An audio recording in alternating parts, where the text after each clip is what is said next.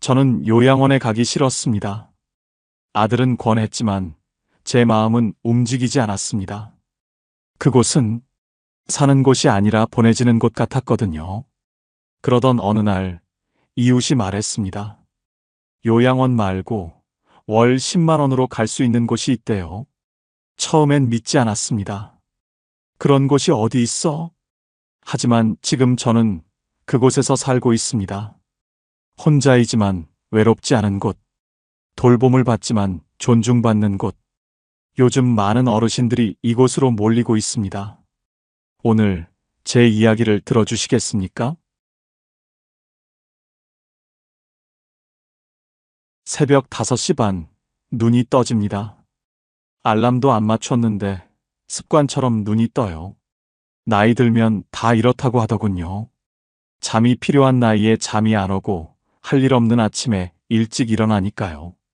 천장을 보다가 옆을 봤습니다. 아내 자리는 여전히 비어 있습니다. 2년이 지났는데 아직도 침대 한쪽만 씁니다. 반쪽은 그냥 비워둡니다.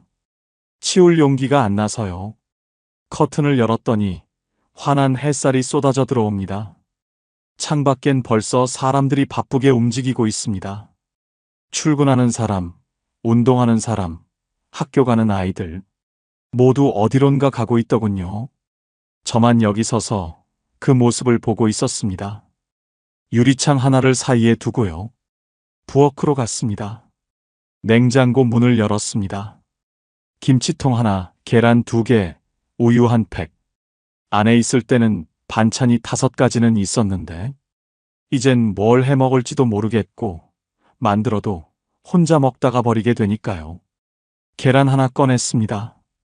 프라이팬에 올리려다가 귀찮아서 그냥 삶기로 했습니다. 냄비에 물 붓고 계란 넣고 불 켜고 10분 뒤에 다시 오면 되니까요. 그 10분 동안 뭘 할까요? 고민하다가 그냥 식탁에 앉았습니다. 식탁엔 의자가 2개 있습니다. 하나는 제가 앉고 하나는 비어 있습니다. 계란을 건져서 찬물에 식혔습니다. 껍질 까면서 문득 이런 생각이 들었습니다. 이걸 누구 먹으라고 까고 있나? 나 먹으라고 까는 건데 뭔가 슬프더군요. 식탁에 앉아서 계란 하나 먹고 김치 몇 조각 먹고 물 한 컵 마셨습니다. 5분이면 끝나는 아침입니다. 설거지도 금방입니다. 접시 하나, 젓가락 하나, 컵 하나. 예전엔 아내가 투덜거렸습니다. 설거지는 바로바로 해야지. 왜 이렇게 쌓아놔? 지금은 쌓을 그릇도 없습니다. 다 합쳐도 한 손에 들어갑니다. 거실로 나와서 소파에 앉았습니다. 시계를 봤더니 겨우 6시 10분입니다. 점심까지 6시간, 저녁까지 12시간. 이 시간을 어떻게 보내야 할까요? TV를 켰습니다. 사실 뭐라고 하는지 잘 안 들립니다. 그냥 소리가 있으면 좋아서 켜놓는 겁니다. 사람 목소리라도 들리면 집이 덜 텅 빈 것 같아서요. 한 달 전엔 이런 일도 있었습니다. TV 보다가 혼자 웃었어요. 예능 프로그램에서 뭔가 웃긴 장면이 나왔거든요. 그런데 웃고 나니까 집안이 더 조용하더군요. 웃음소리가 끝나고 나면 고요함만 남습니다. 그때 깨달았습니다. 아, 웃음도 혼자 웃으면 외롭구나. 휴대폰을 봤습니다. 알림이 하나 왔네요. 기대하며 눌렀더니 스팸 문자였습니다. 대출 필요하세요? 문자함을 열어봤습니다. 아들한테 온 문자는 일주일 전이 마지막입니다. 아버지 건강하시죠? 바빠서 연락 못 드렸어요. 아들도 바쁜 거 압니다. 그래서 저도 문자 안 보냅니다. 괜히 짐 되는 것 같아서요. 창밖을 봤습니다. 골목에 고양이 한 마리가 지나갑니다. 어제도 봤고 그제도 봤습니다. 저 고양이는 매일 같은 시간에 지나가더군요. 저보다 규칙적인 삶을 사네요. 문득 이런 생각이 들었습니다. 나는 왜 사나? 밥 먹고 TV 보고 잠자고 내일도 똑같고 모레도 똑같습니다. 혼자 사는 게 편할 줄 알았습니다. 처음 몇 달은 정말 그랬어요. 아무 눈치 안 보고 라면도 마음대로 끓여 먹고 설거지 미뤄도 되고. 그런데 말입니다. 편함이 계속되면요. 외로움이 되더군요. 대구의 여름밤처럼 숨 막히는 외로움. 누군가 밥 먹었어? 물어봐 주는 것. 누군가 제 웃음소리를 듣고 같이 웃어주는 것. 누군가 제 하루를 궁금해해 주는 것. 그게 이렇게 소중한 줄 몰랐습니다. 잃고 나서야 알았습니다. 낮에는 괜찮습니다. 창밖에 사람들 지나가는 소리도 들리고 햇살도 들어오고 시간도 그럭저럭 갑니다. 점심때는 밥 먹고 오후에는 TV 보고 가끔 산책도 나갑니다. 낮은 견딜만 합니다. 문제는 밤입니다. 해가 지면 집 안 공기가 달라집니다. 창밖이 어두워지면서 집 안도 어두워집니다. 불을 켜도 왠지 어둡게 느껴져요. 밝기의 문제가 아니라 마음이 어두워지는 겁니다. 저녁 6시쯤 되면 슬슬 불안해집니다. 오늘도 이렇게 밤이 오는구나. 밥을 먹어야 하는데 뭘 먹을지 고민됩니다. 라면을 끓일까? 빵을 먹을까? 아니면 그냥 안 먹을까? 결국 편의점에 갑니다. 도시락 하나 사서 집에 와서 전자레인지에 돌립니다. 삑 소리 나면 꺼내서 먹습니다. 맛은 없지만 배는 채워집니다. 설거지할 것도 없습니다. 플라스틱 용기 그냥 쓰레기통에 버리면 끝이니까요. 간단하죠? 너무 간단해서 슬픕니다. 8시쯤 되면 정말 할 일이 없습니다. TV를 보는데 뭘 보는지 모르겠습니다. 화면만 보고 있을 뿐입니다. 드라마에서 누가 우는데 왜 우는지도 잘 모르겠어요. 집중이 안 됩니다. 9시, 10시. 시간은 가는데 잠은 안 옵니다. 침대에 누워도 눈이 말똥말똥합니다. 낮에 아무것도 안 해서 그런가 봅니다. 몸은 안 피곤한데 마음만 피곤합니다. 그럴 때 이런 생각이 듭니다. 지금 내가 쓰러지면 누가 알까? 지난달에 이런 일이 있었습니다. 아래층 할머니가 돌아가셨어요. 3일 만에 발견됐습니다. 신문이 문 앞에 쌓여 있는 걸 보고 관리사무소에서 문을 열었대요. 그 얘기 듣고 나서 밤마다 무서워졌습니다. 나도 저렇게 되는 건 아닐까? 그 뒤로 습관이 생겼습니다. 휴대폰은 항상 침대 옆에 둡니다. 충전기에 꽂아놓고 화면이 보이게 놓아둡니다. 혹시 모르니까요. 밤중에 뭔가 이상하면 바로 전화할 수 있게요. 누구한테 전화하냐고요? 119요. 아들한테는 전화 못합니다. 한밤중에 깨우는 게 미안해서요. 현관불도 켜놓습니다. 밤새도록요. 전기세 아깝다는 거 압니다. 그래도 켜놓습니다. 혹시 밤에 쓰러져서 119가 오면 불 켜져 있어야 빨리 찾을 것 같아서요. TV도 틀어놓습니다. 소리 작게 해서요. 완전히 조용하면 무섭습니다. 사람 목소리라도 들려야 잠이 오더군요. 이렇게 준비하고 나면 조금 안심이 됩니다. 그래, 이 정도면 괜찮겠지. 그런데 이불 속에 누우면 또 생각이 듭니다. 내가 지금 뭐 하는 거지? 혼자 죽을 준비를 하고 있는 건가?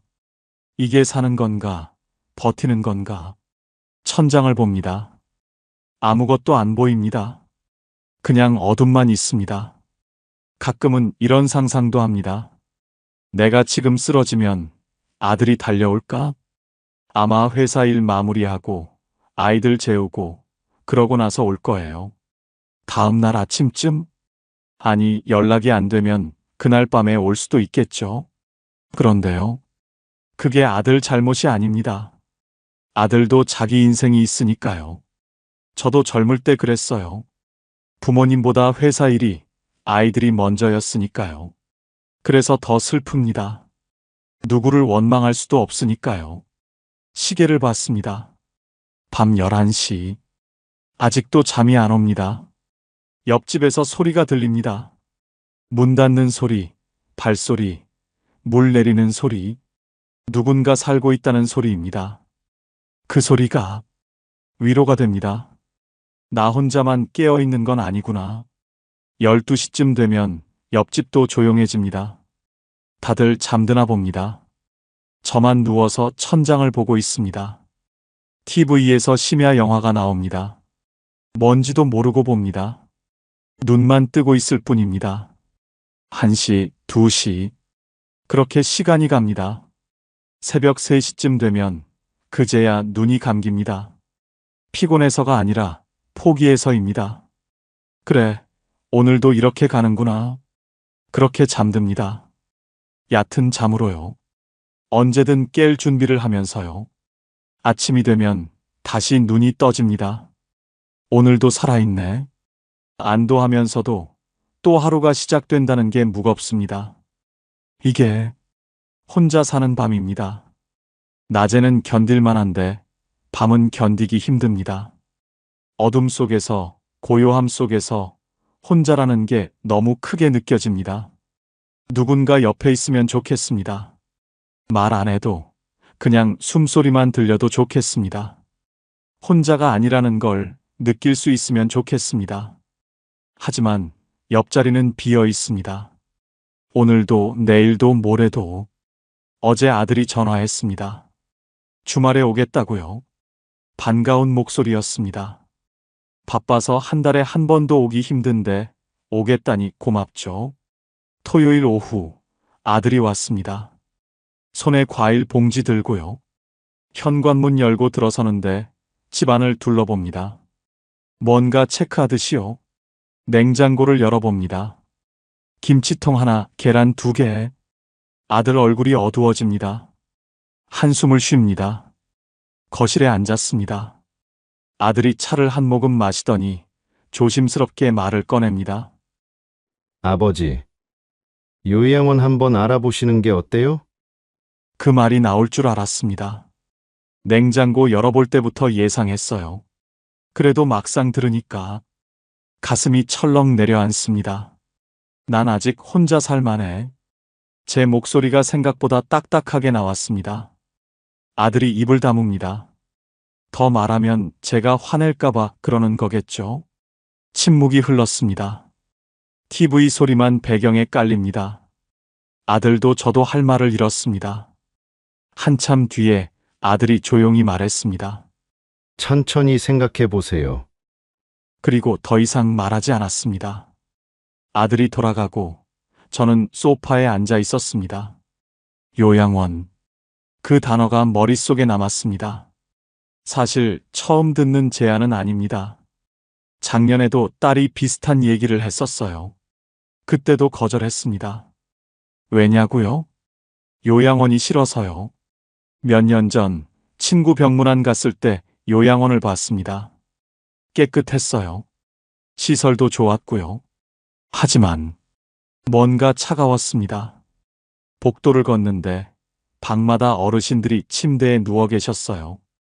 TV만 보고 계시거나 천장만 보고 계시거나 말하는 사람이 없었습니다.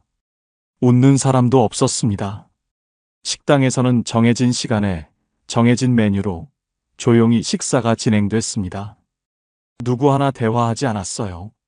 그냥 밥 먹고 일어나고 방으로 돌아가고 그게 삶인가 싶었습니다. 물론 돌봄은 받겠죠. 아프면 간호사가 오고 약도 제때 먹고 식사도 거르지 않을 겁니다. 하지만 그게 다입니다. 제 이름 대신 305호 어르신으로 불리고 제 취향 대신 정해진 식단을 먹고 제 하루 대신 시간표대로 움직이는 삶. 그건 사는 게 아니라 보내지는 것 같았습니다. 창밖을 봤습니다. 골목에 사람들이 지나갑니다.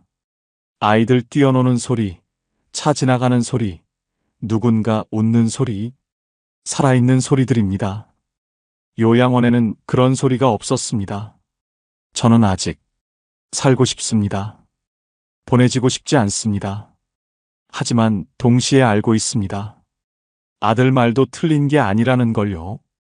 혼자 사는 게 위험하다는 것도요. 밤에 쓰러지면 아무도 모를 거라는 것도요. 그래서 더 답답합니다. 요양원은 싫은데 혼자는 불안하고 며칠 전엔 현관 앞에서 어지러웠습니다.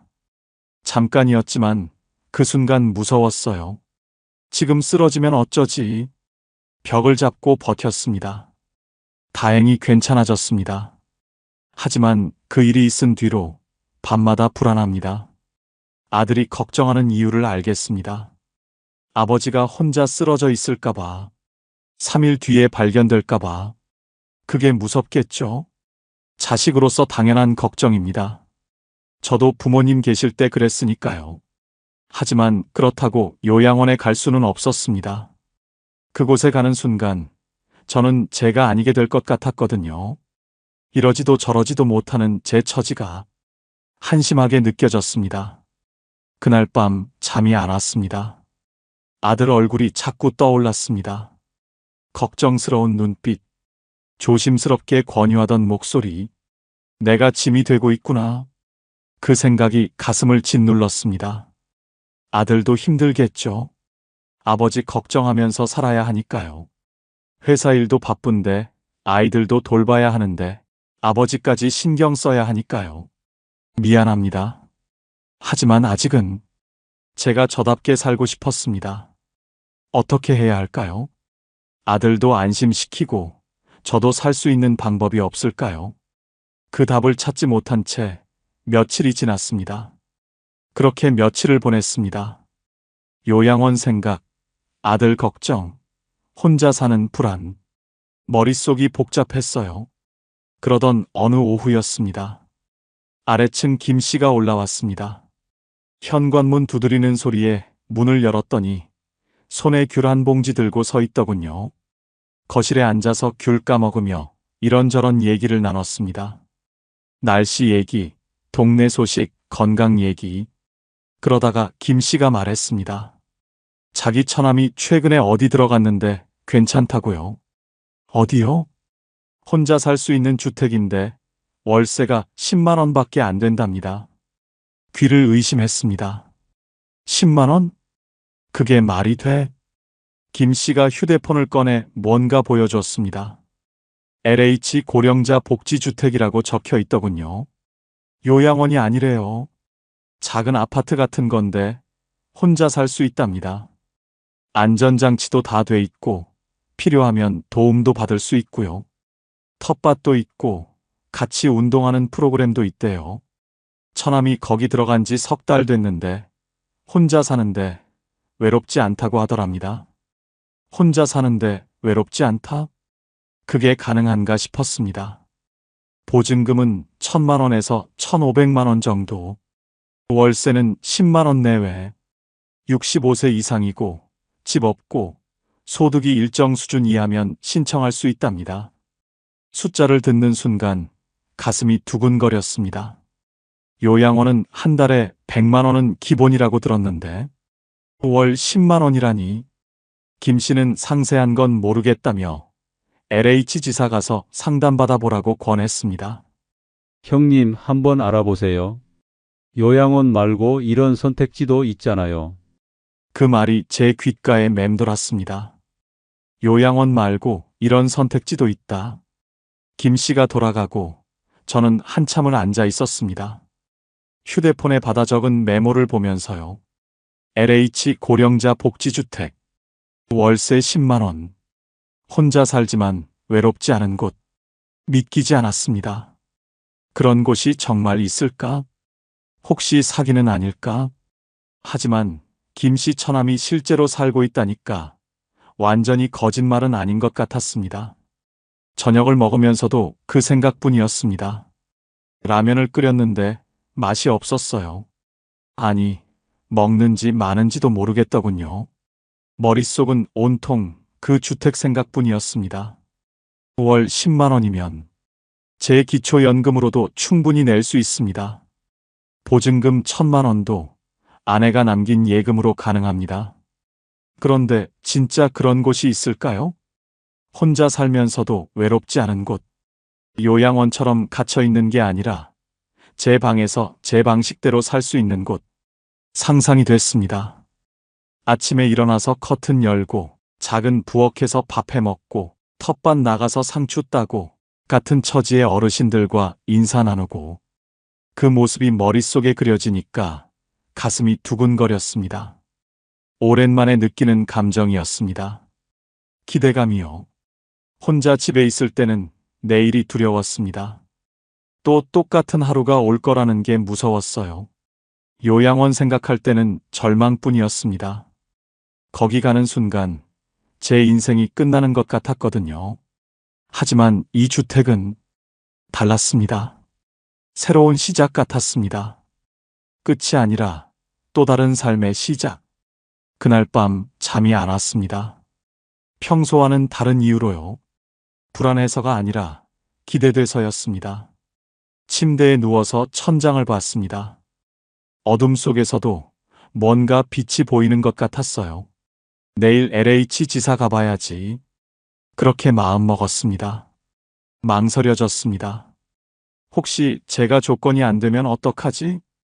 혹시 대기자가 너무 많으면 어떡하지? 혹시 김 씨가 잘못 알고 있는 거면? 하지만 그래도요. 알아보기라도 해야겠다 싶었습니다. 아무것도 안 하고 여기 앉아 있는 것보다는 나으니까요. 새벽 4시쯤 됐을 때 눈이 떠졌습니다. 평소보다 더 일찍 깬 겁니다. 설렜나 봅니다. 씻고 아침 먹고 시계를 봤더니 겨우 6시. LH 지사는 9시에 열립니다. 3시간이나 남았더군요. 소파에 앉아서 휴대폰만 들여다봤습니다. LH 고령자 복지주택 검색해봤어요. 진짜 있더군요. 정부에서 만든 거래요. 사진도 봤습니다. 깨끗한 건물, 작은 방, 공동 텃밭. 사진만 봐도 마음이 흔들렸습니다. 댓글도 읽어봤습니다. 여기 살고 있는데 괜찮아요. 월세 부담 없어서 좋습니다.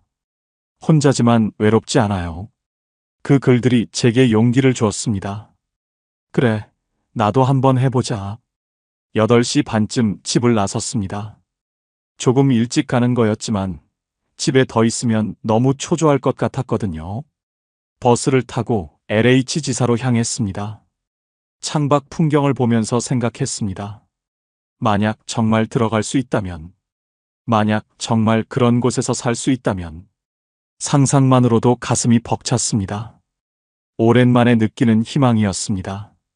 버스에서 내려 건물을 올려다봤습니다. LH 한국토지주택공사. 문은 아직 닫혀 있었지만 저는 그 앞에 서서 기다렸습니다. 손이 떨렸습니다.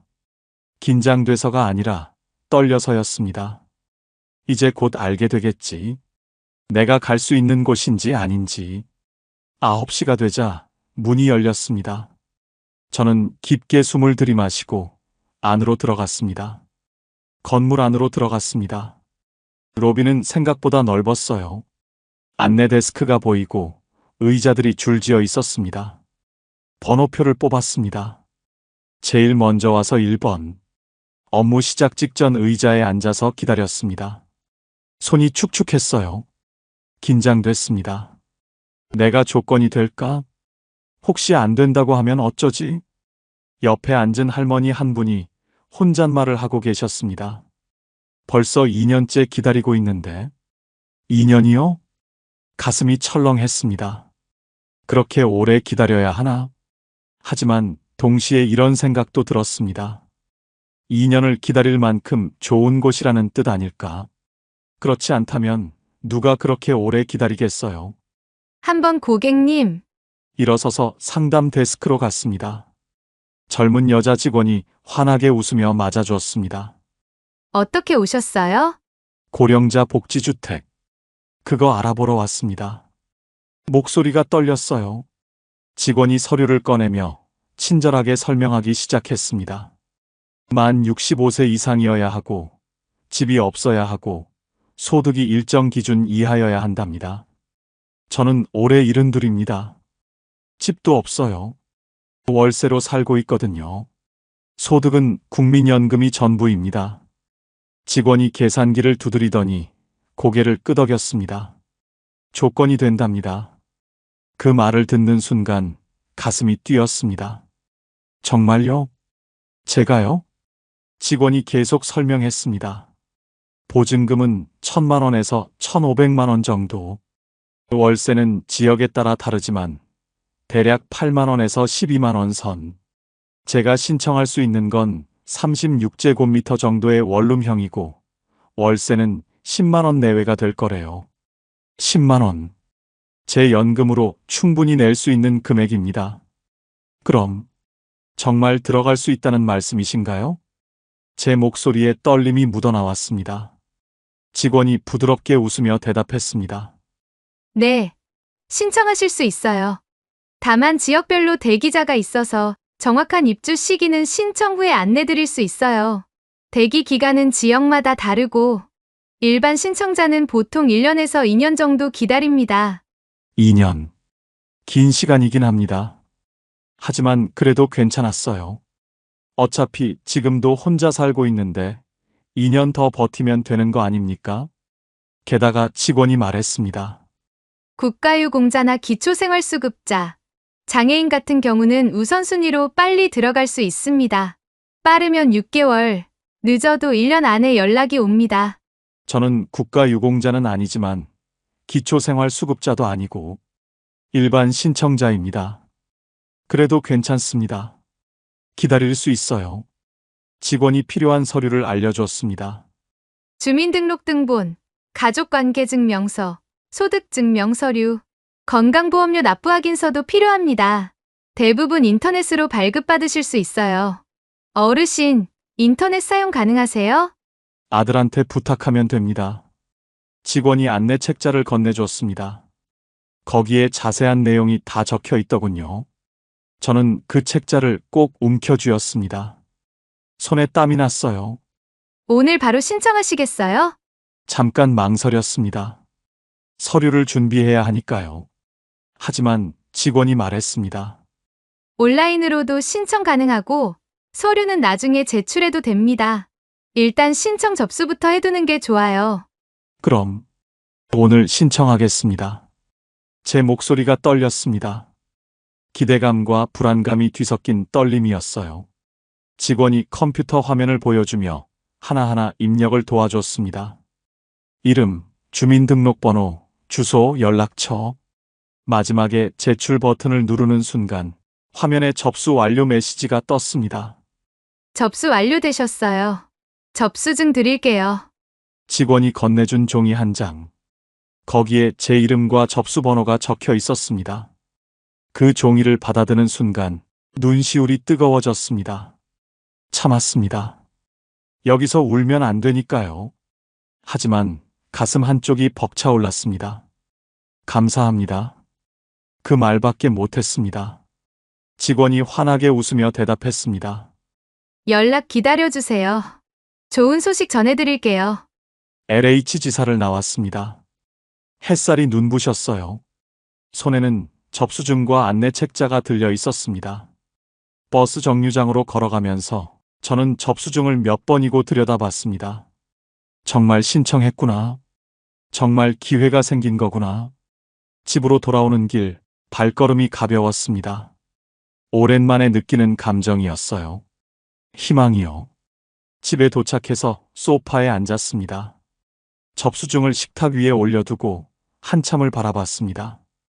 요양원 말고 다른 길이 있었습니다. 혼자이지만 외롭지 않을 수 있는 곳. 돌봄을 받지만 존중받을 수 있는 곳. 그곳에 갈 수 있다면 제 노후가 달라질 수 있을 것 같았습니다.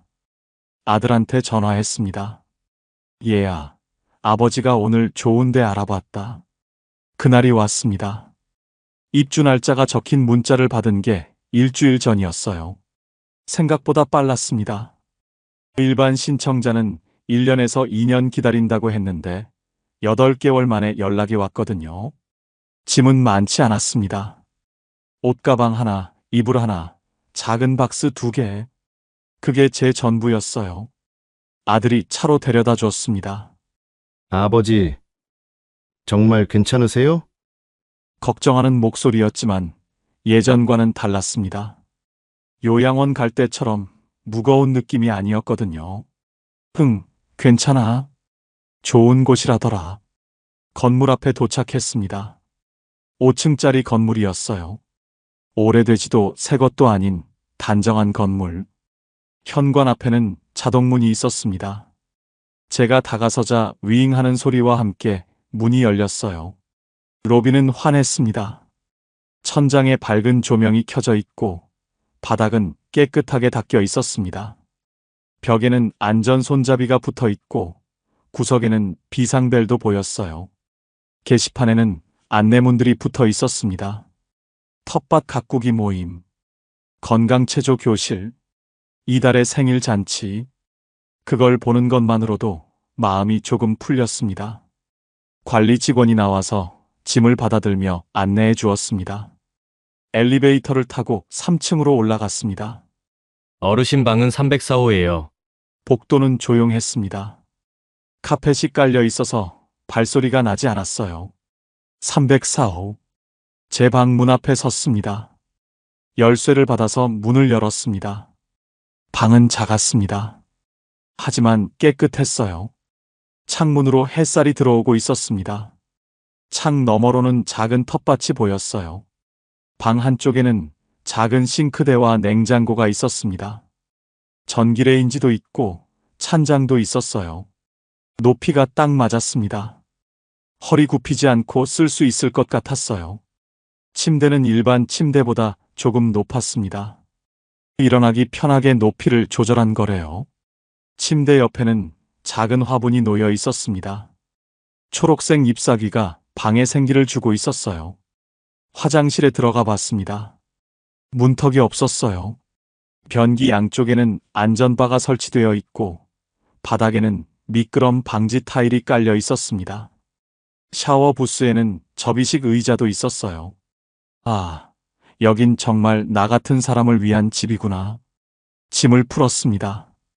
옷장에 옷 걸고 이불 펴고 작은 물건들 정리하고 금방 끝났습니다. 창문을 열었습니다. 바람이 들어왔어요. 상쾌했습니다. 그때 복도에서 소리가 들렸습니다.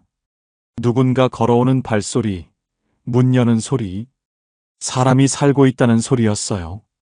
저녁 시간이 되자 1층에서 냄새가 올라왔습니다. 된장국 끓는 구수한 향, 갓 지은 밥 냄새, 오랜만에 맡는 집밥 냄새였습니다. 배가 고팠습니다. 아니, 사실 배보다 마음이 고팠어요. 누군가와 함께 밥 먹고 싶었거든요. 조심스럽게 1층으로 내려갔습니다. 식당 문을 열었습니다. 이미 몇 분의 어르신들이 앉아 계셨어요. 4인용 테이블이 여러 개 있었고 각 테이블마다 두세 분씩 앉아 계셨습니다.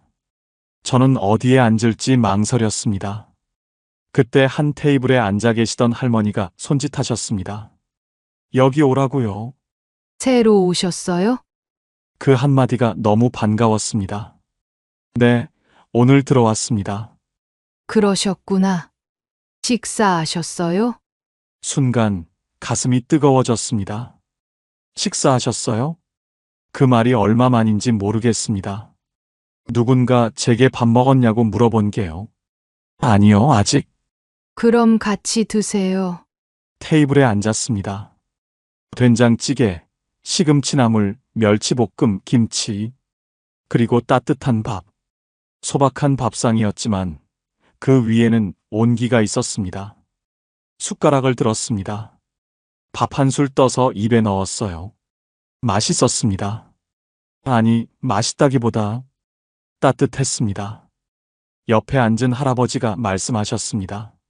처음엔 어색하실 텐데 며칠 지나면 금세 익숙해지실 거예요.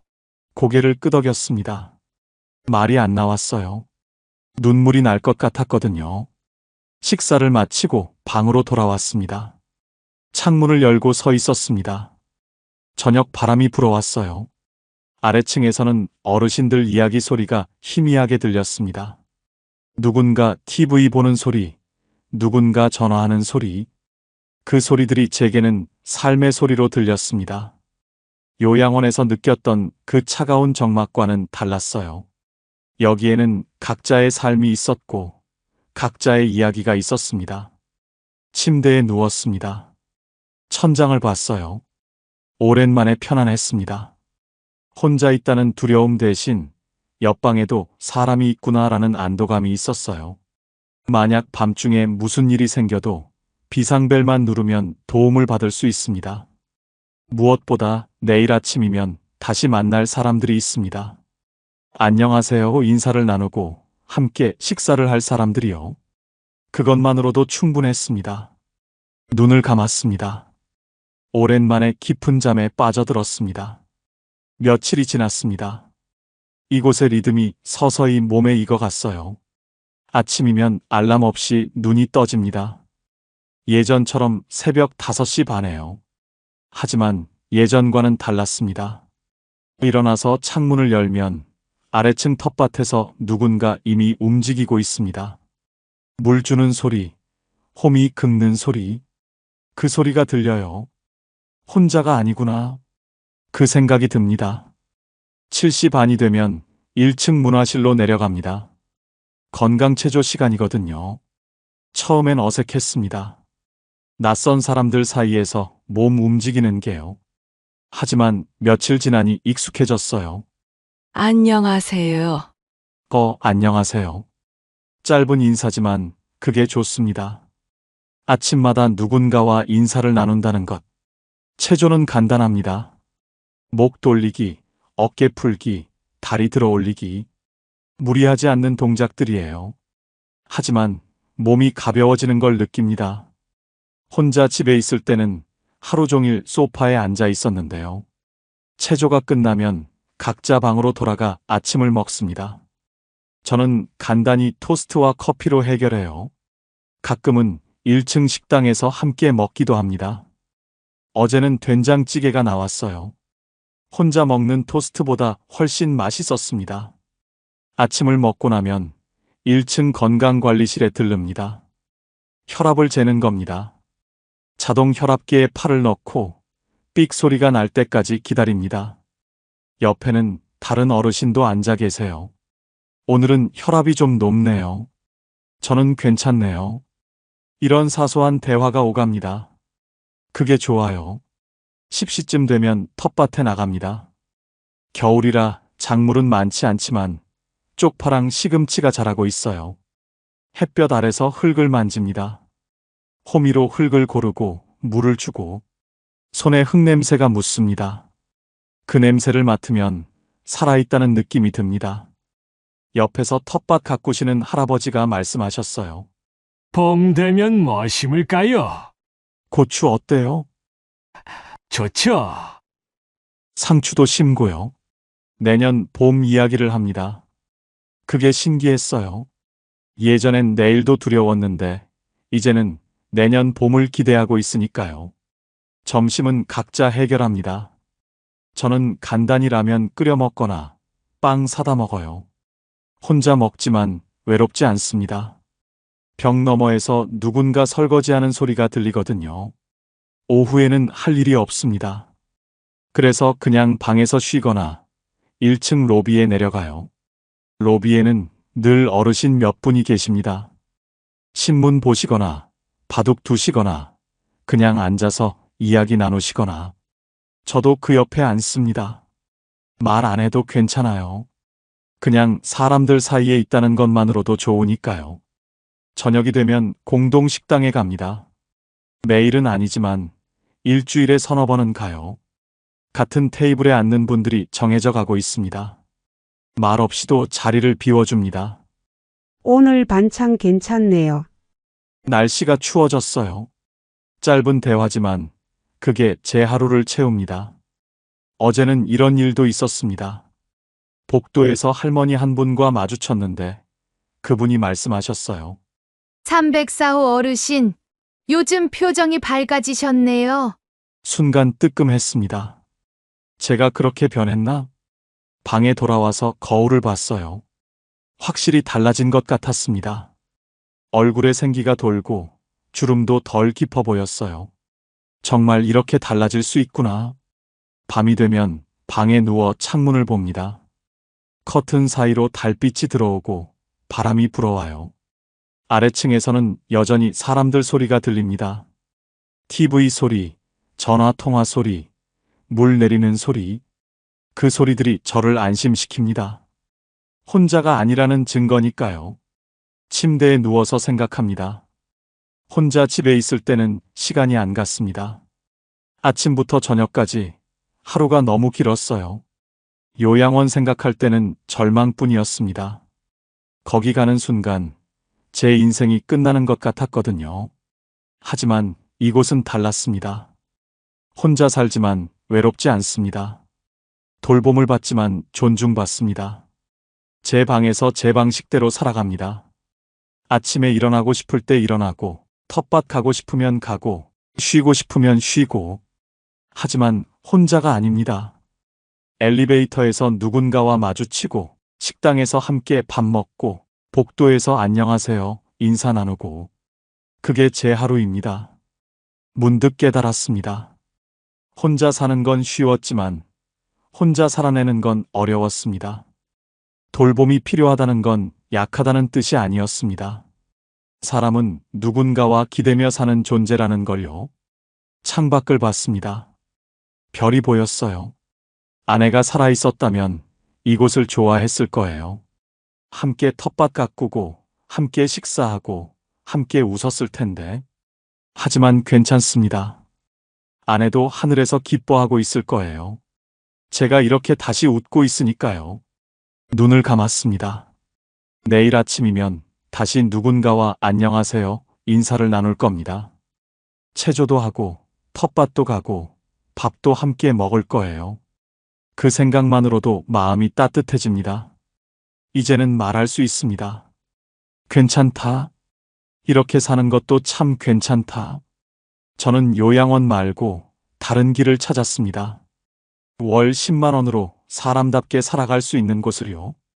혹시 저처럼 혼자 사시면서 외로우신 분, 요양원은 가기 싫은데 방법을 모르시는 분, 이 이야기가 작은 도움이 되길 바랍니다. LH 고령자 복지주택. 만 65세 이상 무주택 어르신이면 신청하실 수 있습니다. 소득은 도시근로자 가구 평균 이하면 되고요. 보증금은 1,000만 원에서 1,500만 원, 월세는 10만 원 내외입니다. 국가유공자나 기초생활수급자는 우선순위로 빠르게 들어갈 수 있습니다. 일반 신청자는 1년에서 2년 정도 기다리시면 됩니다. LH 청약센터 온라인으로 신청하시거나 가까운 LH 지사 방문하셔서 상담받으시면 됩니다. 노후는 두렵습니다. 하지만 포기할 필요는 없습니다. 요양원만 있는 줄 알았는데 이런 선택지도 있더군요. 저는 지금 혼자이지만 외롭지 않습니다. 돌봄을 받지만 존중받습니다. 이곳에서 저는 다시 웃을 수 있었습니다. 여러분도 괜찮아질 겁니다. 40년 우정도 두 아들의 사랑도 결국 그녀를 지켜주지 못했습니다. 박순자 씨는 그날 밤 깨달았습니다. 행복한 노후를 결정짓는 건 단 3가지뿐이라는 걸. 그 깨달음은 하루아침에 온 것이 아니었습니다. 시작은 한 통의 전화였습니다. 화면에 뜬 이름은 김말순. 40년 지기 친구였습니다. 박순자 씨는 평소와 다름없이 전화를 받았습니다. 하지만 이 통화가 40년 우정의 마지막이 될 줄은 그때는 몰랐습니다. 친구의 목소리는 들떠 있었습니다. 무슨 좋은 일이 있었나 싶어 박순자 씨도 덩달아 기분이 좋아졌습니다. 김말순 씨는 큰딸이 50만 원 용돈을 보내줬다며 자랑했습니다. 둘째는 100만 원짜리 명품 핸드백을 사다 줬다고 했습니다. 셋째는 마사지 의자를 선물했다며 연신 기뻐했습니다. 박순자 씨는 처음에는 진심으로 축하해 주었습니다. 하지만 점점 마음 한편이 무거워졌습니다. 자신의 현실과 너무 대조적이었기 때문입니다. 큰아들은 호주에 이민을 간 지 3년째. 처음 몇 달은 자주 연락했지만 이제는 명절에나 안부를 묻는 정도였습니다. 작은 아들은 서울에서 직장 생활을 하며 자신의 가정을 꾸려가느라 바빴습니다. 용돈은커녕 전화 한 통 받기도 어려웠습니다. 김말순 씨의 자랑은 끝날 줄을 몰랐습니다. 큰 사위가 고급 한우를 사다 줬다는 이야기, 막내가 고급 홍차를 정기 배송으로 주문해 줬다는 이야기. 박순자 씨는 점점 말이 없어졌습니다. 상대방은 그런 박순자 씨의 침묵을 눈치채지 못한 채 계속해서 자랑을 늘어놓았습니다. 친구의 자랑이 계속될수록 박순자 씨는 자신이 초라해지는 느낌이었습니다. 그런데 김말순 씨가 갑자기 물었습니다. 순자야? 너네들이 뭐 좀 해주디? 아들이 둘이나 있잖아. 그 한마디가 가슴에 비수처럼 꽂혔습니다. 박순자 씨는 잠시 말문이 막혔습니다. 무엇라고 대답해야 할까요? 겨우 변명처럼 아들들이 바빠서 그렇다고 대답했습니다. 하지만 김말순 씨의 반응은 차가웠습니다. 바빠도 부모 생각은 해야 한다며 은근히 비판하는 어조였습니다. 마치 박순자 씨가 자식 교육을 잘못했다는 듯한 뉘앙스였습니다. 그 순간 박순자 씨는 깨달았습니다. 이건 친구와의 따뜻한 대화가 아니었습니다. 자랑과 비교의 시간이었습니다. 40년 동안 함께 웃고 울었던 우정, 20대 초반부터 함께 자라며 첫사랑 이야기도 결혼 준비도 육아 고민도 모두 함께 나누었던 소중한 관계. 그런데 언제부터인가 이 관계는 변해 있었습니다.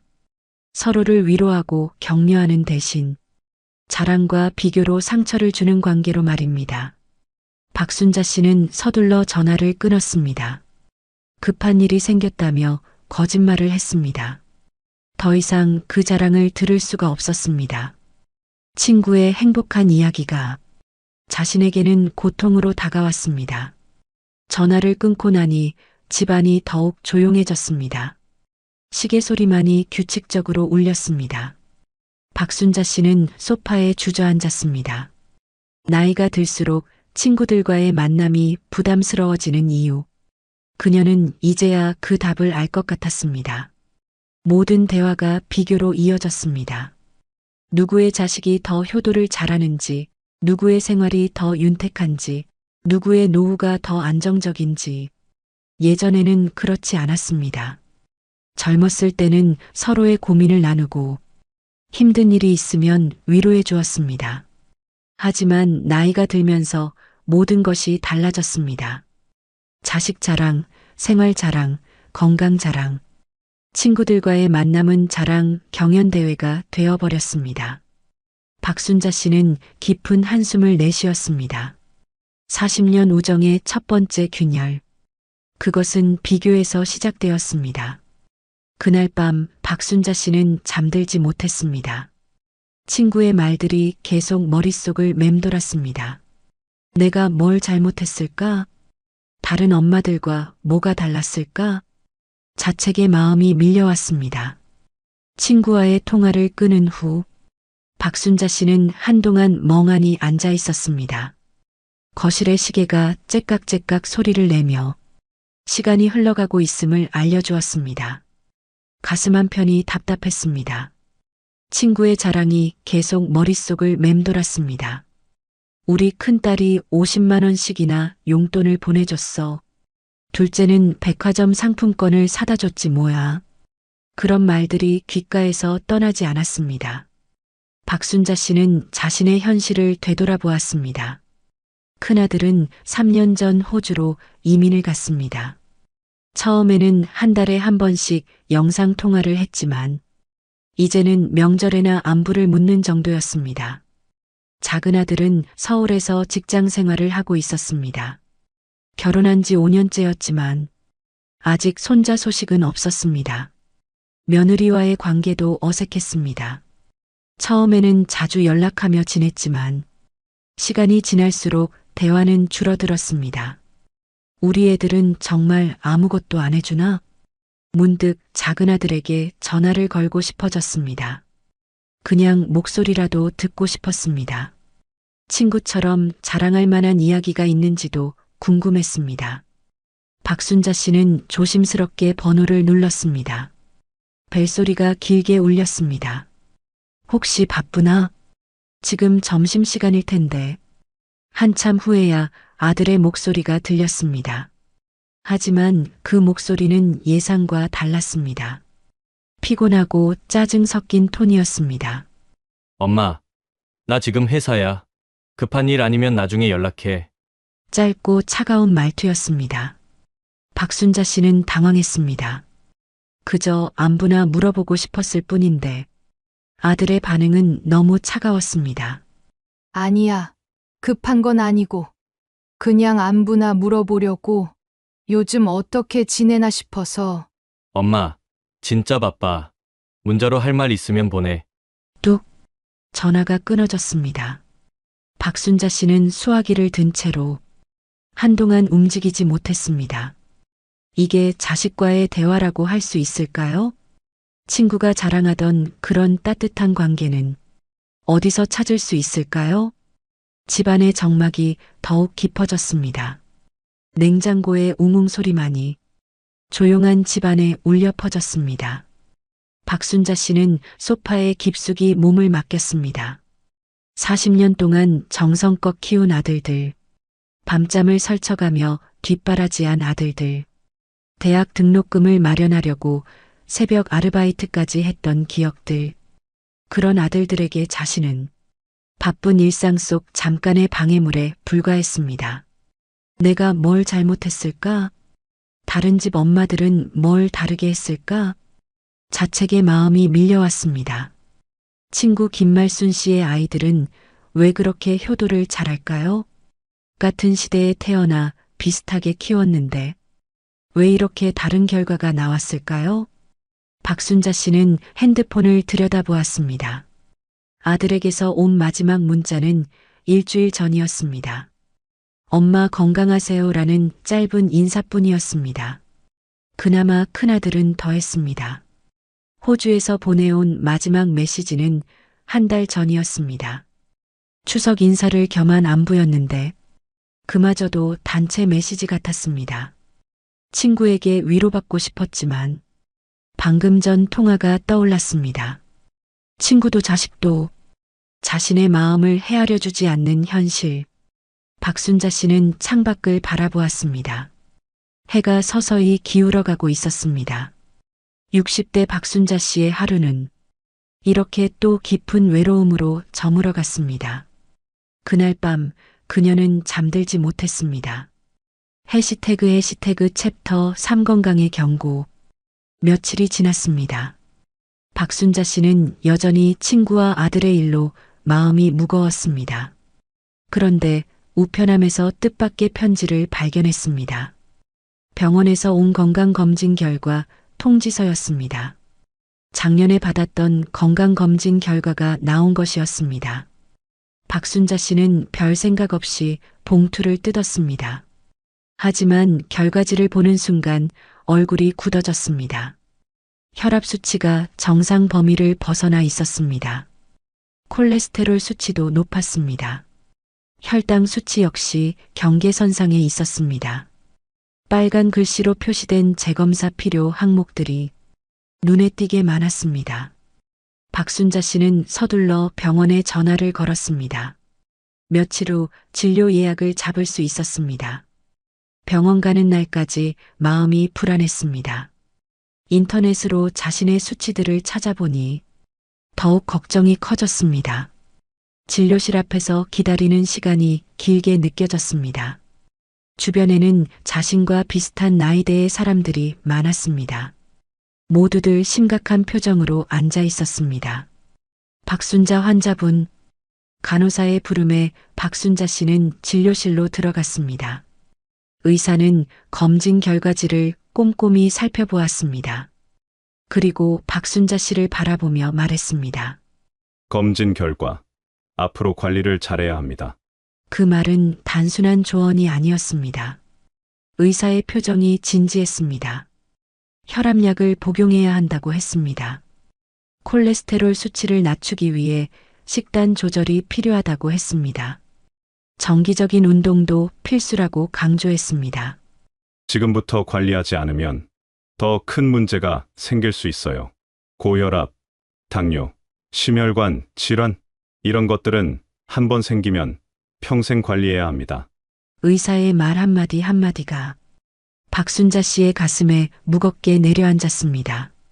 그것은 노후의 자유와 불안을 가르는 경계선이었습니다. 건강하면 혼자서도 살 수 있지만 아프면 누군가에게 의존해야 합니다. 박순자 씨는 문득 깨달았습니다.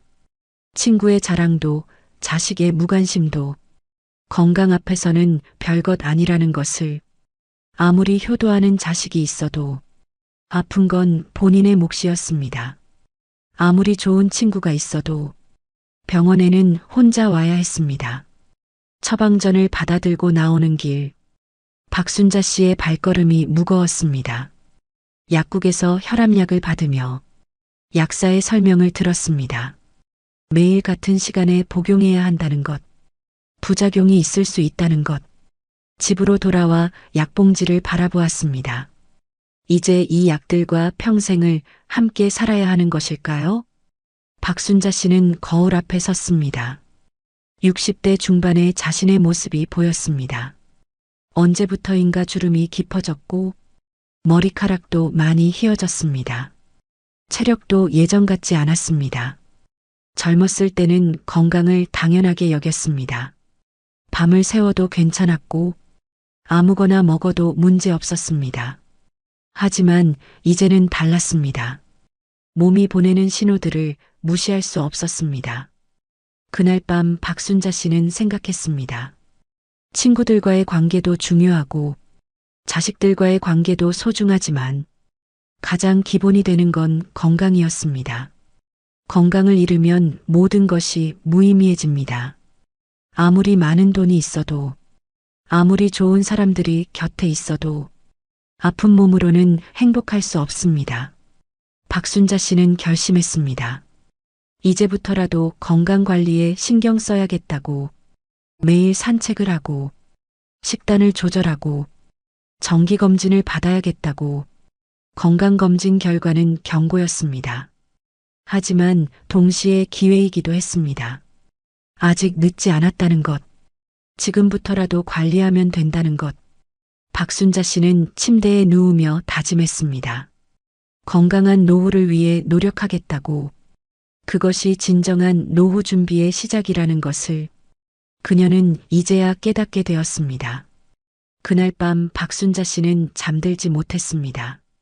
침대에 누워 천장을 바라보며 지난 며칠간의 일들을 되새겼습니다.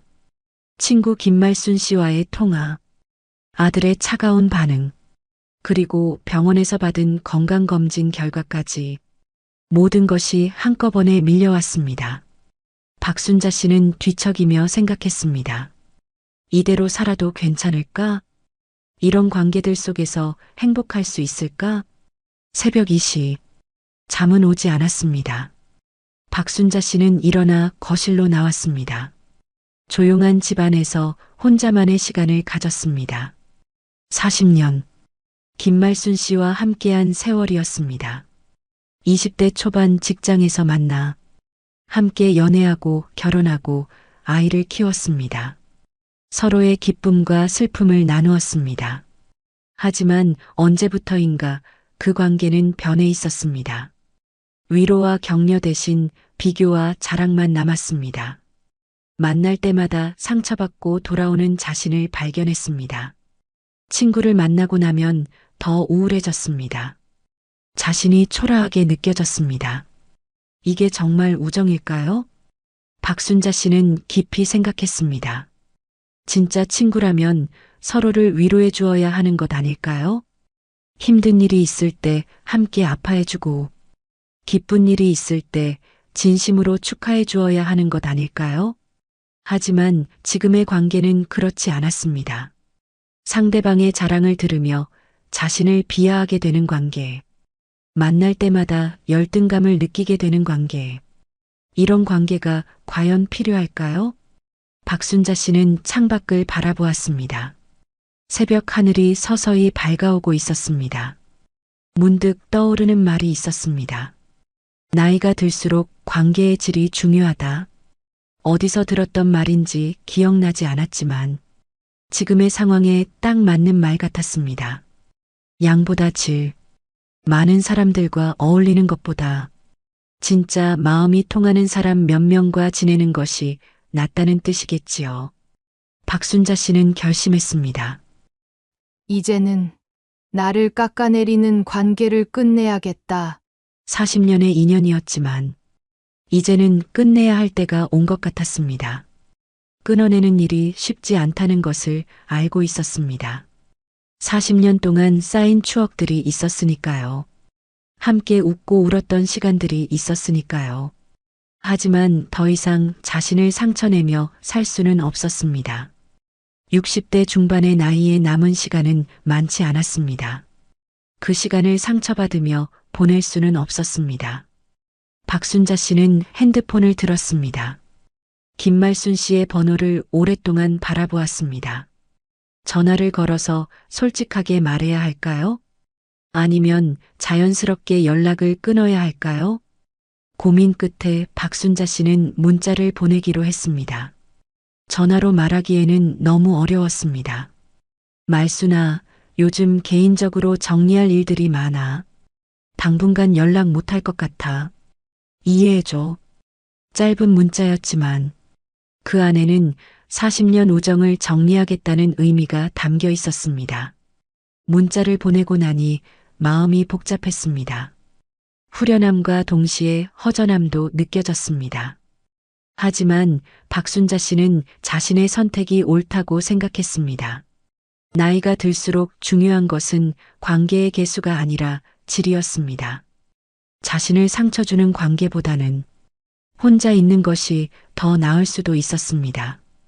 건강검진 결과를 받고 깨달은 것처럼 노후에 가장 중요한 것은 자신이었습니다. 다른 사람이 자신을 어떻게 평가하느냐보다 자신이 자신을 어떻게 대하느냐가 더 중요했습니다. 박순자 씨는 새벽 공기를 마시며 생각했습니다. 이제 새로운 시작이었습니다.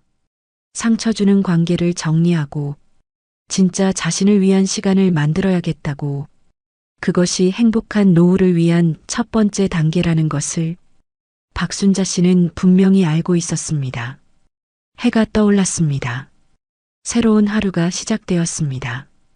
김말순 씨에게 문자를 보낸 지 일주일이 지났습니다. 박순자 씨는 자신의 선택이 옳았다고 생각했지만 마음 한편으로는 이상한 감정이 들었습니다. 예상했던 후련함 대신 묘한 공허감이 찾아왔습니다. 평소 같으면 김말순 씨에게서 전화가 왔을 시간. 하지만 이제 그 전화는 오지 않았습니다. 핸드폰은 조용했습니다. 박순자 씨는 거실을 둘러보았습니다. 관계를 정리하고 나니 방안이 더 넓어 보였습니다. 하지만 동시에 채워야 할 자리가 더 크게 느껴졌습니다. 전에는 김말순 씨와의 통화가 부담스러웠지만 그래도 누군가와 대화를 나누는 시간이었습니다. 자랑을 듣는 것이 힘들었지만 그래도 말을 주고받는 상대가 있었습니다. 이제는 그마저도 없었습니다. 끊어내고 나니 내 곁이 이렇게까지 비어 있었구나. 박순자 씨는 혼잣말을 중얼거렸습니다. 아들들은 여전히 바빴습니다. 큰아들은 호주에서 연락이 뜸했고 작은아들은 서울에서 자신의 일로 바빴습니다. 이웃들과는 인사 정도만 나누는 사이였고 직장을 그만둔 지도 5년이 지나 동료들과도 연락이 끊어진 상태였습니다. 결국 남은 건 혼자뿐이었습니다. 하루 종일 말을 하지 않는 날들이 늘어났습니다. 마트에서 계산할 때 감사합니다 정도가 그날의 유일한 대화였습니다. 밤이 되면 정막은 더 깊어졌습니다. 텔레비전 소리만이 집안을 채웠습니다. 박순자 씨는 소파에 앉아 생각했습니다. 정말 혼자가 나은 걸까? 상처받는 관계라도 있는 게 나았던 건 아닐까? 외로움이 밀려왔습니다. 깊고 무거운 외로움이었습니다. 젊었을 때는 혼자 있는 시간이 좋았습니다. 아이들 키우느라 바쁠 때는 혼자만의 시간이 소중했습니다. 하지만 지금의 혼자는 달랐습니다. 선택이 아닌 상황이었습니다. 박순자 씨는 창밖을 바라보았습니다. 이웃집에는 불이 켜져 있었습니다. 가족들이 함께 저녁을 먹고 있는 것 같았습니다. 부러웠습니다. 누군가와 함께 밥을 먹고 하루 있었던 일을 나누는 것이 그렇게 부러울 줄 몰랐습니다. 며칠 후 마트에 갔을 때의 일입니다. 우연히 김말순 씨를 마주쳤습니다. 멀리서 김말순 씨가 다른 친구와 함께 즐겁게 이야기하는 모습이 보였습니다. 박순자 씨는 발걸음을 멈췄습니다. 김말순 씨도 박순자 씨를 발견했습니다. 잠시 눈이 마주쳤지만 둘 다 먼저 다가가지 않았습니다. 김말순 씨는 곧 다른 곳으로 시선을 돌렸고 박순자 씨도 서둘러 다른 통로로 갔습니다. 집으로 돌아오는 길이 무거웠습니다. 40년 우정이 이렇게 어색하게 끝나는 게 맞을까요? 하지만 되돌릴 수는 없었습니다. 이미 선택한 길이었습니다. 그날 밤 박순자 씨는 더욱 깊은 외로움을 느꼈습니다. 관계를 정리하는 것이 옳은 선택이라고 생각했지만 그 빈자리를 채우는 것은 별개의 문제였습니다. 무엇으로 이 공허함을 채워야 할까요? 누구와 새로운 관계를 만들어야 할까요? 박순자 씨는 깊은 한숨을 내쉬었습니다.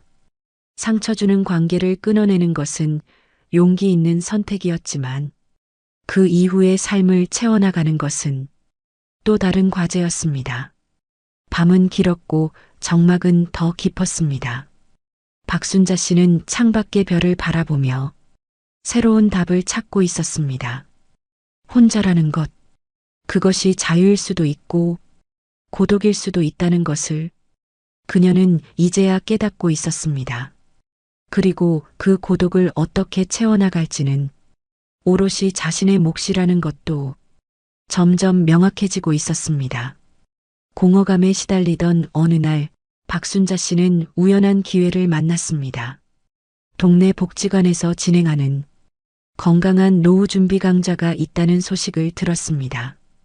처음에는 별 관심이 없었습니다. 사람들과 어울리는 것이 부담스러웠기 때문입니다. 하지만 혼자 있는 시간이 길어질수록 무언가 변화가 필요하다는 생각이 들었습니다. 용기를 내어 복지관 문을 두드렸습니다. 작은 강의실에 15명 정도의 사람들이 모여 있었습니다. 대부분 박순자 씨와 비슷한 나이대였습니다. 강사는 50대 후반의 여성이었습니다. 노후 준비에서 가장 중요한 것은 마음가짐이라고 했습니다. 강의가 끝난 후 다과 시간이 있었습니다. 박순자 씨는 구석에 앉아 혼자 차를 마시고 있었습니다. 그때 옆자리에 앉은 여성이 말을 걸어왔습니다. 이미숙 씨라는 60대 초반의 단정한 여성이었습니다. 온화한 미소가 인상적이었습니다. 이미숙 씨는 복지관에 온 지 3개월 됐다고 했습니다. 처음에는 자신도 부담스러웠다며 공감해 주었습니다. 그리고 중요한 깨달음을 나누어 주었습니다. 억지로 이어가는 인연은 오래 못 가더라고요. 그 말이 박순자 씨의 마음에 깊이 박혔습니다. 이미숙 씨는 예전에 의무감으로 만나던 사람들이 많았다고 했습니다. 학창시절 친구들, 직장 동료들, 만나고 나면 피곤하고 스트레스 받는 관계들이었습니다. 박순자 씨는 김말순 씨와의 관계가 떠올랐습니다. 이미숙 씨는 나이가 들수록 깨달았다고 했습니다. 진짜 필요한 건 마음이 편한 관계라는 것을. 복지관에 오는 사람들은 달랐습니다. 서로 비교하거나 자랑하려 하지 않았습니다. 비슷한 고민을 가지고 있어서 서로 이해했습니다. 이미숙 씨는 관계를 새롭게 정리했다고 했습니다. 억지로 잡아둔 관계들은 정리하고 마음이 편한 몇 사람과만 깊게 지내려고 했습니다. 박순자 씨는 깊은 감동을 받았습니다. 자신만 이런 고민을 하는 줄 알았는데 비슷한 경험을 한 사람이 있다는 것이 위로가 되었습니다. 이미숙 씨는 새로운 취미도 찾았다고 했습니다. 요가도 배우고 독서 모임도 참여하고 나이 들어서도 새로운 걸 배울 수 있다며 활기차게 말했습니다. 박순자 씨는 오랜만에 마음이 따뜻해지는 느낌이었습니다. 낯선 이의 말이었지만 그 말은 진짜 위로였습니다. 자신의 선택이 틀리지 않았다는 확신이 들었습니다. 그날 집으로 돌아가는 길, 박순자 씨의 발걸음이 가벼웠습니다. 오랜만에 희망이 보였습니다. 새로운 시작이 가능하다는 믿음이 생겼습니다. 억지로 잡아둔 관계보다 마음이 편한 대화가 더 소중하다는 것. 그것이 바로 노후 관계의 핵심이라는 것을 박순자 씨는 이제야 깨닫게 되었습니다. 복지관 모임에 참석한 지 한 달이 지났습니다. 박순자 씨는 서서히 변화를 느끼고 있었습니다. 이미숙 씨를 비롯해 몇 분과 가까워졌습니다. 서로의 이야기를 나누며 마음의 짐을 덜어낼 수 있었습니다. 그리고 무엇보다 중요한 깨달음을 얻었습니다. 박순자 씨는 지난 시간을 돌아보며 노후를 지켜줄 세 가지를 분명히 알게 되었습니다. 친구도 자식도 전부는 아니었어. 내가 행복하게 살기 위해선 이 세 가지만 있으면 충분했다. 첫 번째는 관계와 취미였습니다. 억지로 붙잡은 인연보다 마음이 편한 몇 사람과 나누는 대화가 훨씬 소중했습니다. 김말순 씨와의 40년 우정은 끝났지만 새로운 사람들과의 만남이 시작되었습니다. 복지관에서 만난 이미숙 씨, 정순희 씨, 박영자 씨, 이분들과는 비교나 자랑이 아닌 진솔한 대화를 나눌 수 있었습니다. 서로의 어려움을 이해하고 위로해주는 관계였습니다. 나를 즐겁게 하는 취미도 찾았습니다. 복지관에서 시작한 요가는 생각보다 재미있었습니다. 몸도 유연해지고 마음도 평온해졌습니다. 독서 모임에도 참여했습니다. 오랜만에 책을 읽으며 새로운 생각들을 만났습니다. 작은 화분에 꽃을 키우는 것도 시작했습니다. 매일 물을 주고 돌보는 일이 즐거웠습니다. 두 번째는 마음가짐이었습니다. 자식에게 기대는 줄이고 혼자 있어도 스스로를 존중하며 살아가는 태도가 필요했습니다. 아들들에게서 관심과 사랑을 받고 싶었지만 그들도 자신의 인생이 있다는 것을 인정했습니다. 억지로 연락하지 않기로 했습니다. 대신 아들들이 연락할 때 따뜻하게 받아주기로 했습니다. 혼자 있는 시간을 두려워하지 않기로 했습니다. 혼자서도 충분히 행복할 수 있다는 것을 깨달았습니다. 작은 감사와 긍정이 하루를 바꿨습니다. 매일 아침 일어나면 감사한 일 3가지를 생각했습니다. 건강하게 잠에서 깬 것, 따뜻한 집이 있는 것, 맛있는 음식을 먹을 수 있는 것. 작은 것들이지만 감사하며 하루를 시작하니 마음이 한결 가벼워졌습니다.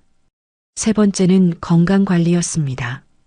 병원에서 받은 수치보다 중요한 건 지금 당장 몸을 돌보는 습관이었습니다. 매일 아침 30분씩 산책을 시작했습니다. 처음에는 힘들었지만 점점 즐거워졌습니다. 식단도 개선했습니다. 인스턴트 음식을 줄이고 직접 요리했습니다. 복지관에서 배운 건강식 레시피를 활용했습니다. 혈압약도 빠뜨리지 않고 복용했습니다. 정기검진도 미루지 않고 받았습니다. 운동과 균형 잡힌 식습관, 그리고 정기검진이 삶을 지켜주었습니다. 몸이 건강해지니 마음도 밝아졌습니다. 체력이 좋아지니 무엇이든 할 수 있다는 자신감이 생겼습니다. 박순자 씨는 깨달았습니다. 행복한 노후는 거창한 것이 아니었습니다. 많은 돈이나 많은 사람이 필요한 것도 아니었습니다. 진짜 필요한 것은 이 3가지뿐이었습니다. 마음이 통하는 관계와 즐거운 취미, 긍정적인 마음가짐, 그리고 건강한 몸. 이것만 있으면 충분히 행복할 수 있었습니다. 40년 우정의 상실도, 자식들의 무관심도, 건강에 대한 걱정도 이제는 두렵지 않았습니다. 박순자 씨는 자신만의 행복한 노후를 만들어가고 있었습니다. 6개월이 지났습니다. 박순자 씨의 삶은 완전히 달라져 있었습니다. 더 이상 외롭지 않았습니다. 혼자 있어도 두렵지 않았습니다. 복지관 모임은 일주일의 즐거움이 되었습니다. 요가 수업 후 함께 차를 마시며 나누는 대화는 그 어떤 관계보다 편안했습니다. 이미숙 씨, 정순희 씨, 박영자 씨, 이분들과는 진짜 마음을 나눌 수 있었습니다. 서로 힘들 때 위로해주고 기쁠 때 함께 기뻐해주는 관계였습니다. 아들들과의 관계도 변했습니다. 억지로 연락하지 않으니 오히려 자연스러워졌습니다. 작은 아들이 가끔 안부 전화를 걸어왔습니다. 박순자 씨는 따뜻하게 받아주되 부담 주지 않으려 노력했습니다. 큰아들도 호주에서 영상통화를 걸어왔습니다. 예전처럼 자주는 아니지만 통화할 때마다 진심 어린 대화를 나누었습니다. 기대를 줄이니 받는 사랑이 더 소중하게 느껴졌습니다. 건강도 많이 좋아졌습니다. 꾸준한 운동과 식단 관리 덕분에 혈압 수치가 정상으로 돌아왔습니다. 몸이 가벼워지니 마음도 밝아졌습니다. 새로운 것에 도전할 용기도 생겼습니다. 최근에는 복지관에서 진행하는 봉사활동에도 참여하기 시작했습니다. 독거노인분들께 밑반찬을 만들어 드리는 일이었습니다. 자신보다 더 외로운 분들을 도우며 보람을 느꼈습니다. 누군가에게 도움이 된다는 것, 그것이 이렇게 기쁜 일인 줄 몰랐습니다. 어느 날 저녁 박순자 씨는 거울 앞에 섰습니다. 6개월 전의 자신과는 완전히 다른 모습이었습니다. 얼굴에 활기가 돌았습니다. 자신감도 생겼습니다. 나는 이제 혼자여도 두렵지 않다. 진짜 나를 지켜줄 사람은 결국 나 자신이었다. 박순자 씨는 조용히 중얼거렸습니다. 40년 우정의 끝에서 그녀는 비로소 자신을 만났습니다. 다른 사람의 인정이나 사랑에 의존하지 않고 스스로 행복을 만들어가는 방법을 배웠습니다. 그리고 깨달았습니다. 노후의 행복은 숫자도 사람의 수도 아니었습니다. 얼마나 많은 돈이 있는지, 얼마나 많은 사람들이 곁에 있는지가 중요한 게 아니었습니다. 진짜 중요한 것은 스스로를 존중하는 마음이었습니다. 자신을 사랑하고 돌보는 마음, 작은 것에도 감사할 줄 아는 마음, 매일을 소중하게 여기는 마음, 그런 마음가짐이야말로 행복한 노후의 진짜 비밀이었습니다. 박순자 씨는 창밖을 바라보았습니다.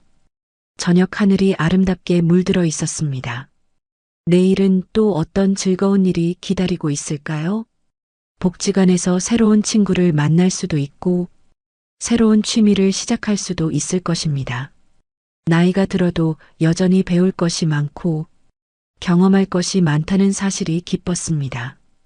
박순자 씨의 새로운 인생이 시작되었습니다. 진짜 자신을 위한 인생이었습니다. 그것이 바로 행복한 노후의 진짜 모습이었습니다.